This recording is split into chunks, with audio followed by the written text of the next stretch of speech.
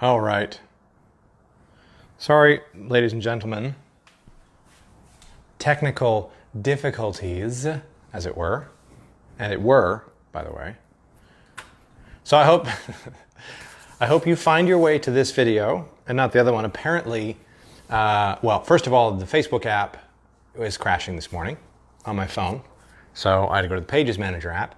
And also, I'm not exactly sure how to join a live video that I'd scheduled from my phone. And I suspect that I cannot. So that whole scheduling and saying that I'm going to go live thing, unless I can time it so that that post goes away and then this one turns on, I don't know. We'll find out. Anyway, I'm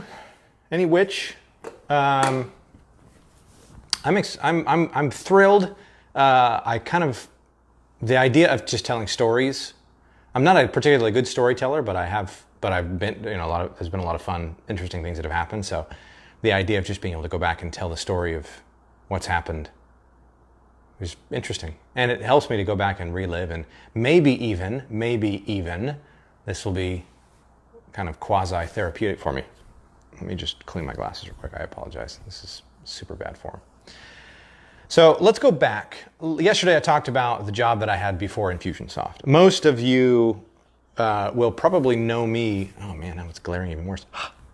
Will know me as a connection from my time at Infusionsoft. I think there's some of you that are connected through other friends of mine, but for the most part, I think that a lot of you will know the name or you'll recognize who I am because of my history with Infusionsoft. So let's go back, and it'll be fun for those of you that have known me for a while to hear some of those stories. For the rest of you, this will be an interesting little journey that I went through in the early days of my career. And so this is really just going to be the early days of Infusionsoft, because I have 3 phases of Infusionsoft when I worked there. So let's go back. 2004, I had just left working with the Antler Guy. If you haven't watched the Antler Guy video, it's Morning Coffee number 15. It's the previous episode. You should check that out. And went in, I was making tech support instructional videos for the Mortgage Pro template sites for Infusion Software and Consulting, which is what Infusionsoft was back then. I was employee number 7 to be brought on to Infusionsoft. It was Clate, Eric, Scott, that's 3. There was Greer was his last name. I forget his first name. This is so long ago. This is really terrible. Tara was in the reception. And then we had, I think at that time we had one of the Levitt brothers. I don't remember which one. I think, man, that's so long ago. And then Brad, that was number 6. So you can imagine 3 brothers and a brother-in-law make up more than half of Infusionsoft. Now I'm the 5th, so now there's 5 in the immediate Martineau family: Clate, Scott, Eric, Brad, and myself. And then there were 2 others, and both of them, one of them, Tara, not many people know this, or some do, if you don't know who Tara is. Tara was their family shared a back fence, or not a back fence, but a fence with us. Their house backed up to our driveway. So we were neighbors. They literally lived around the corner. So it was the 4 Martineau boys, Mary in to the Martineau family, and then the next door neighbor of the Martineaus, and then one other guy who was, I guess, a friend of Eric's. I don't actually know, Jeremy Greer. I think I got all the letters in there. It just got them in the wrong order. So those were the 7. I was the 7th, and those were the people that worked there. Like I mentioned yesterday, the office that we worked in at the time in Arizona, in South Mesa, right there off where the 60 meets Stapley Drive. The office we worked in was smaller than the apartment that I'm in right now. You walked in, there was a reception desk, and there were offices along the right side. So there was 1, 2, 3 offices, a support office back in the corner, the development office, which was straight back. On the left were the servers. The servers, I kid you not, there were so few of them. The servers would have fit where this oven is and the microwave. That was what the servers where they fit. And they were right there. And then if you come back a little bit further, there was a little closet. And when I say closet, I mean like smaller than this. Like you could barely open the door. No windows, no air conditioning that got in there. And then we had a kitchen, a little break room area. And then that was it. like this tiny, tiny little office. And I remember back then, one of the interesting things is the first office was where they used it almost as like a conference room. It had a table in there, but nobody was using it when I first started. The next office down was Clate's office, and then Scott had an office, and then support was myself and Brad, and then obviously Eric and Jeremy were in the development room, and then Tara was at the front desk. But Clate would get so frustrated with the distractions that he would go into that little closet. He would work from that closet as often as he could. In fact, I think there was a couple of months where, this is high school, so I don't remember exactly what happened, but I remember there was a couple of months where he was like, this is my office now, so we're moving in here. And I think that was right after we brought, actually no, I think it was right after we brought the Levitt brothers in, because I think they were the next hires, if I remember right, which I don't. It's either them or Cody. But I remember Kyle came in as like biz dev in the early days. And obviously Nate was there as the developer who built the first version of the shopping cart. Anyway, so that was funny because he always wanted to go in there. But I remember at that time, there were so few of us. Infusionsoft at that time had a support ticketing system built into the app, built into Manage Pro. So we were using the early versions of Infusionsoft for ourselves. And what would happen is emails would come into a support email address, and then there was the app in Infusionsoft allowed you to import the emails into this support queue, and then you could keep track of status updates and things like that. And I remember you could sent email notifications back and forth, and like straight from that app. And I remember at the time it was so unsophisticated by comparison to what it is now. We would send web forms to test, like testing whether the web form worked, and you could fill the web form out right from the email. And also right from, and this is early days of email. Email was still brand new. And you could also fill out those forms straight inside of Infusionsoft in the actual support queue thing. Anyway, we developed, I think, Brad and I in the early days developed, well, let me give credit where credit's due. Brad mostly is who developed it. But we developed a system. I don't know if you picked up on what just happened, but I gave him credit and then immediately went back to we. Oh, so classic. I remember at that time, I think that was the crucial beginnings of my client interaction days. And I have to give credit to Brad because he instilled in me a systematic approach to dealing with clients that I've never let go of. This has always been the way that I operate. And there's a couple of rules that I've continued to follow. One, when writing an email, always separate the paragraphs with a full space, so a full line break. Okay, so now with email builders, sometimes they'll default like spacing in between the paragraphs, which is fine. But we would always do name, comma, return, sentence 1, 2 returns, sentence 2, sentence 3. And always at the end it was, let me know if I can help with anything else, or let me know if you have any other questions, right? And then return, and then our name, and then our sign off, whatever. We also had a rule that if a ticket ever had more than 2 interactions back and forth, meaning they sent an email in, I sent an email back, and then they sent another email back in, that we called them. Because we didn't have time, and we didn't have time, and more importantly, the client didn't have time to be playing email tag back and forth. And so we would just call them and say, hey, what's up, what's going on? And I remember back then, Jesse Canone is a long time Infusionsoft customer. I think he still uses Infusionsoft. But I remember there was a time when one of those things happened, and I had to call Jesse back, and I left a message on his machine. And I would be interested to hear if Jesse, if you ever hear this, I don't know why you would, but if you ever hear this, if you remember that voicemail that I left you, because it was easily the worst voicemail I've ever left in my life.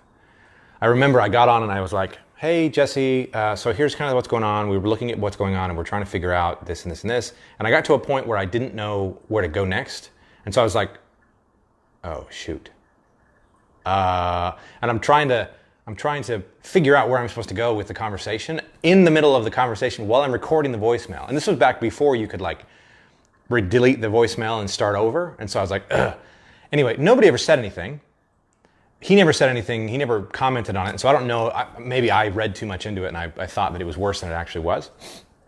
But I remember that being an interesting conversation that happened at that time. I also remember that at that time we tried several times to get rid of email support. Brad was convinced, and I think, say what you will, well, I've said what I will about Brad, and I think a lot of people have as well. But I again, have to give credit where credit is due. He was convinced that email support it was very convenient and easy for the support reps, but it was very inconvenient and inefficient for actually closing tickets and actually like taking care of people. And so there was 3 or 4 months where we didn't have email support, where you had to call in. And at that time, it wasn't an 800 number. They called and it was line 2.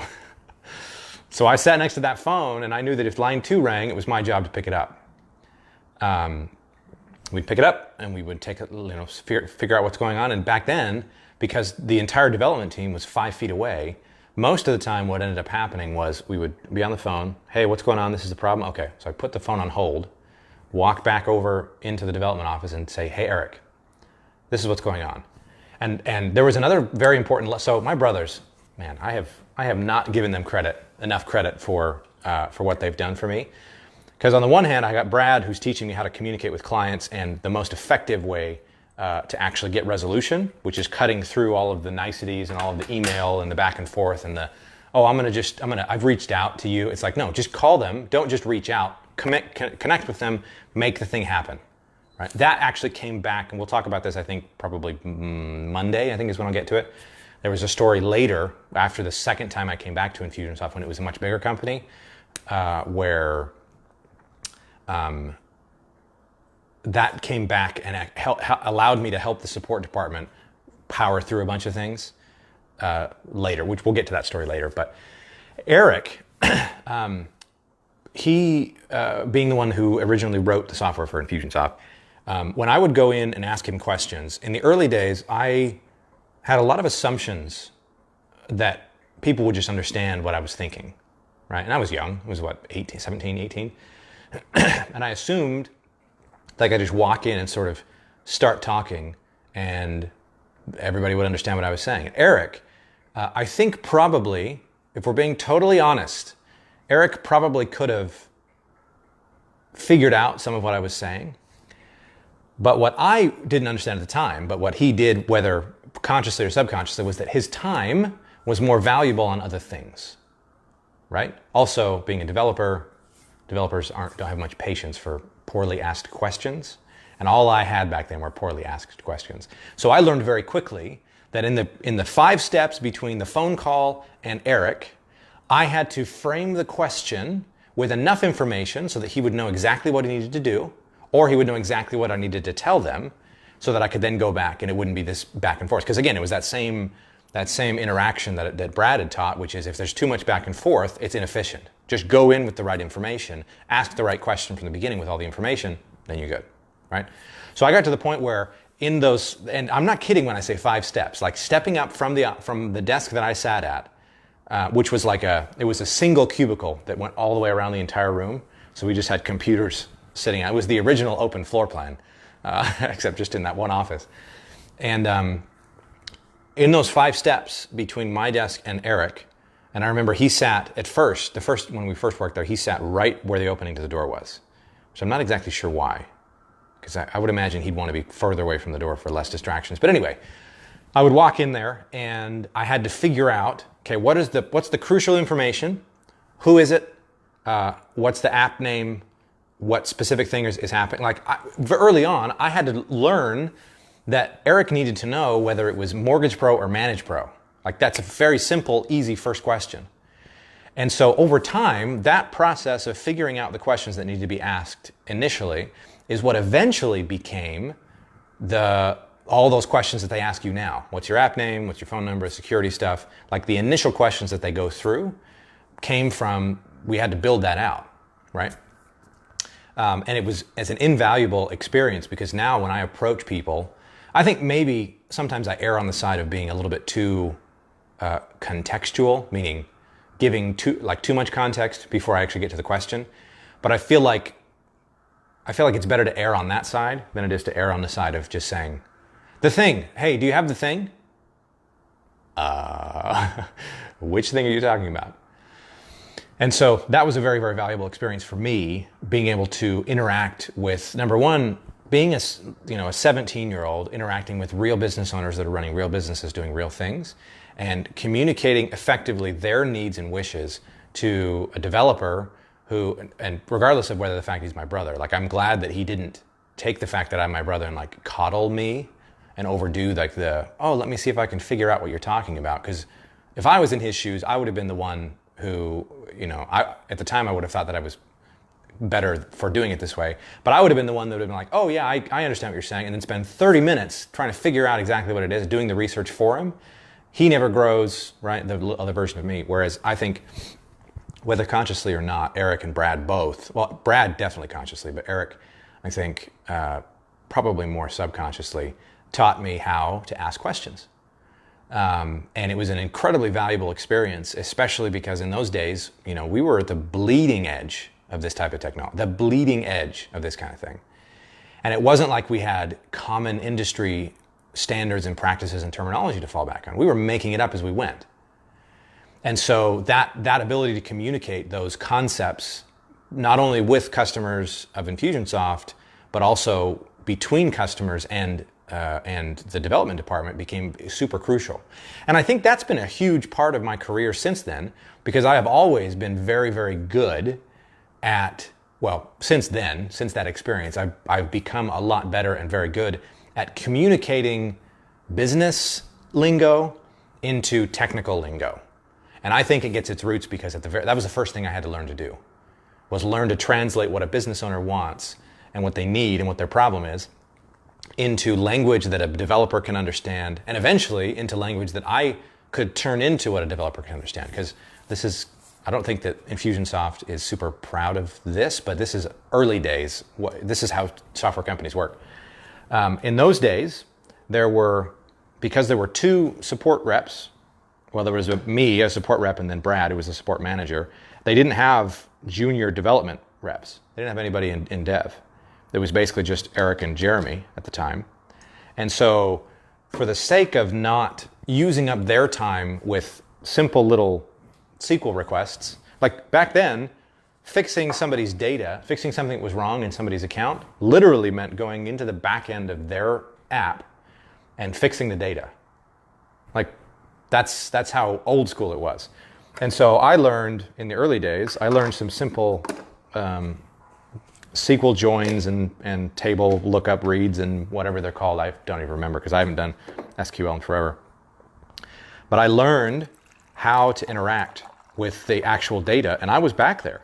I mean, I became like, not only was I the original support rep, but I was like the original junior dev. Like junior dev. I never learned anything beyond simple HTML, some CSS, and like how to do a right join. And in fact, I don't even remember if that's the right terminology, so that might put me in my place. But anyway, I think that was a valuable experience because it taught me how to communicate between two parties that aren't speaking the same language. And that by the way, that became a hugely valuable part of my life in several different areas. Learning how to translate, be a translator between, okay, well, you're saying this thing and he's saying this thing, and you're talking around the same subject and you think you're talking about the same thing, but you're not. You're talking about different things. But both sides find it very difficult. Well, because of that early experience where I had to learn I had to synthesize what was being said over here into common language, and then I had to translate that into developer speak for Eric, and then I had to take what he said, translate it back into business speak, and then go back over here. And that developed to the point where I became, because I got really good at understanding what people were saying and communicating the actual situation, what was actually happening, I became sort of the go-to when there were client issues. So we had a lot of, you can imagine, there's frustration now with Infusionsoft try using Infusionsoft in 2005 when it was literally Manage Pro CRM. Now, it was, for the time, it was beyond what anything else we'd seen, anything else that was even out there. Nobody was thinking automation back then. And so I remember how excited Scott got about action sets. And I didn't have any context, so I didn't understand why it was so cool. It was obvious to me. I was like, yeah, that's cool, but it's just a set of things that we can do. But I remember him being so pumped up about how we could run a bunch of actions at once instead of having to string them together. And I remember when that feature came out, how important that was. And I think it definitely was. And that ability to communicate between parties that aren't communicating very well together has served me in so many different ways. When I talk about Frank, there's a whole section of that story, which is not only was I his doer, not only did I build all of his stuff, not only did I deploy all of his campaigns to all of his customers and do all of the teaching of those people, not only did I also manage all of the agency clients that we tried to do, and not only did I run the events and present for a full day at the events, but I was also his personal mediator. And we'll get into some of that stuff when we get there. That probably won't be till the end of next week when we get to that part. But early days in Infusionsoft were crazy, and I think that what we were doing, we had no idea it was going to turn into this. I think Clate maybe and Scott did. We think they had this as a dream, but I don't think any of us at that time really had envisioned what now is the case. And back then, because of our naivete, I think we dug in super hard, not really knowing where it was going, but that obviously created a lot of stress and a lot of angst that we needed to get rid of. And so I remember many, many times. Well, actually, it happened so often that we just made it a regular thing on Fridays. Friday at 2:30, the office shut down, and we played Unreal Tournament and not Call of Duty, but Counter-Strike. Unreal Tournament was first, and then when Counter-Strike came out, we played that. And then later, when the team had grown a bit, we started playing Modern Warfare, I think is the name of the game. Now, I was never any good at those games, but it was fun. It was a good team-building experience, and I feel like I feel like there's a bond with the people from the early days at Infusionsoft, and part of it is because of those things that we did. So anyway, I have a call I got to get on, so I'm super excited. Let me just tell you a couple of things that are launching today. Season 2, Episode 5 of Think Like Me or Don't is live as of right now. You can go to brettmarno.com/podcast. I'm bringing all of that stuff onto the website. So instead of having to go to Anchor to listen to the podcast or go to YouTube to watch the videos or whatever, I'm bringing everything onto the website. So this video is going to be uploaded to YouTube and then hosted on the website with the blog post that's going to go along with it a little bit later today. But check out the podcast. Today's episode of the podcast, the one that comes out today, is very, very cool because things have started to click. I don't know if you've noticed this in the podcast. Actually, some of you have stopped listening, I noticed, because the viewership or listenership dropped off after episode 3 or episode 2. But in this episode, things start to click and they start to come around. And I think it will be interesting for you to pay attention to what I found out and see, are there things, either the same mistakes that I make and that I have made and the same faulty wiring in the way that you think about things, if it's the same, or maybe there's something else that you're doing that's in a similar vein but not the same exact thing. So check that out. It's going to be, I think you're going to be really interested in it. Plus, well, I'll leave the Easter egg for the end as a surprise because it's just kind of fun what ended up happening. But super excited. Next episode comes out next Thursday. By the way, Monday, I got some big stuff that's dropping. I've invested quite a bit in some content creation, and so starting on Monday, there's going to be additional content that's going to be released a couple of times a week, in addition to the morning show, where we'll talk about some of that stuff. So check out the podcast, brettmarno.com/podcast. You can also listen to the podcast on iTunes, Google Podcast, Spotify, Stitcher, Pocket Casts, all of the podcasting platforms, basically. So you can check all that stuff out. Go to the website, brettmarno.com. We'll see you around. Peace. Okay, bye.